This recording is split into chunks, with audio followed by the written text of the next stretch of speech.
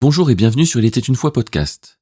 Aujourd'hui, on va entamer le chapitre 6 de l'évangile de Matthieu et on va voir une lecture un petit peu coupée en deux, parce que dans ce chapitre, il y a la fameuse prière du Notre Père qu'on va garder pour plus tard. Donc on va lire du verset 1 à 6 et du verset 16 à 18. Gardez-vous de pratiquer votre justice devant les hommes pour en être vus. Autrement, vous n'aurez point de récompense auprès de votre Père qui est dans les cieux. Lors donc que tu fais l'aumône, ne sonne pas de la trompette devant toi, comme font les hypocrites dans les synagogues et dans les rues, afin d'être glorifiés par les hommes. Je vous le dis en vérité, ils reçoivent leur récompense. Mais quand tu fais l'aumône, que ta main gauche ne sache pas ce que fait ta main droite, afin que ton aumône se fasse en secret, et ton Père qui voit dans le secret te le rendra. Lorsque vous priez, ne soyez pas comme les hypocrites qui aiment à prier debout dans les synagogues et au coin des rues pour être vus des hommes. Je vous le dis en vérité, ils reçoivent leur récompense. Mais quand tu pries, entre dans ta chambre, ferme ta porte et prie ton Père qui est là dans le lieu secret, et ton Père qui voit dans le secret te le rendra. On saute maintenant au verset 16. Lorsque vous jeûnez, ne prenez pas un air triste comme les hypocrites qui se rendent le visage tout défait pour montrer aux hommes qu'ils jeûnent. Je vous le dis en vérité, ils reçoivent leur récompense.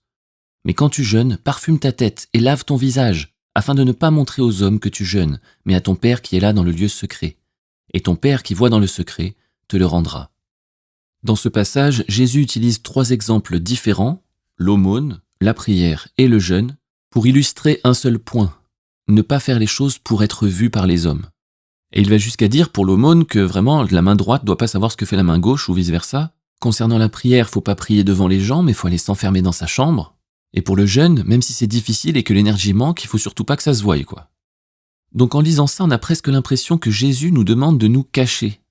Et que si on n'arrive pas à se cacher, ça comptera même pas devant Dieu ce qu'on fait. Alors évidemment, il ne s'agit pas de ça ici. Par exemple, si quelqu'un respecte scrupuleusement ce que Jésus y dit, que quand il fait l'aumône, il n'y a personne qui le sait, que quand il prie, il n'y a personne qui le sait parce qu'il le fait dans sa chambre, et que quand il jeûne, il n'y a personne qui le sait parce que ça se voit pas. Mais si derrière, en fait, il dit qu'il fait ça dans le secret et qu'il le publie devant tout le monde, vous comprenez bien qu'il respecte ce que Jésus a dit, mais il respecte pas le fond, il respecte pas l'esprit.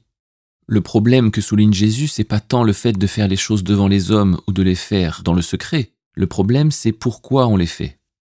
Et en enlevant l'opportunité de faire toutes ces choses devant les hommes, Jésus, il enlève l'opportunité de se glorifier, et donc de faire ces choses pour être vu, et que ce soit ça la motivation du cœur. Et évidemment, si notre motivation c'est être vu des hommes, être glorifié par les hommes, le cœur n'est pas tourné vers Dieu. On est donc seulement dans l'apparence de la piété, mais en fait on en est plus que très éloigné. Dans ce passage, il y a une autre notion que Jésus aborde, c'est la notion de récompense. À chaque fois, il dit que si on fait les choses devant les hommes pour être vu des hommes, on a déjà notre récompense. Et que par conséquent, on n'aura pas de récompense de la part du Père dans les cieux. Là encore, il faut comprendre ce qu'il y a derrière. Jésus n'est pas du tout en train de dire, si vous faites les choses devant les hommes, vous n'aurez pas de récompense, et si vous les faites dans le lieu secret, vous aurez une récompense. Non, en fait, le lieu secret, ça correspond au cœur, à la motivation, à pourquoi on fait les choses. Si on fait les choses pour être vu et qu'on est vu, on a atteint notre objectif, donc on a notre récompense, la gloire des hommes. Mais on passe à côté de la récompense de Dieu puisqu'on n'a pas le cœur pour Dieu, on ne fait pas les choses pour Dieu. Personnellement, je suis convaincu qu'on peut très bien prier, jeûner ou faire l'aumône devant les hommes, tout en ayant un cœur humble et ne pas chercher la gloire des hommes, mais le faire simplement pour Dieu. Et de la même façon, on peut s'enfermer dans sa chambre et tout faire dans le secret, mais avec une motivation légaliste, religieuse, qui finalement nous laisse encore coupés du Père. Donc je pense que la morale de l'histoire de ce passage, c'est ce que dit ce célèbre proverbe, de veiller sur son cœur plus que toute autre chose, car c'est de lui que viennent les sources de la vie, cette fameuse récompense du Père dans les cieux. À bientôt sur Il était une fois podcast.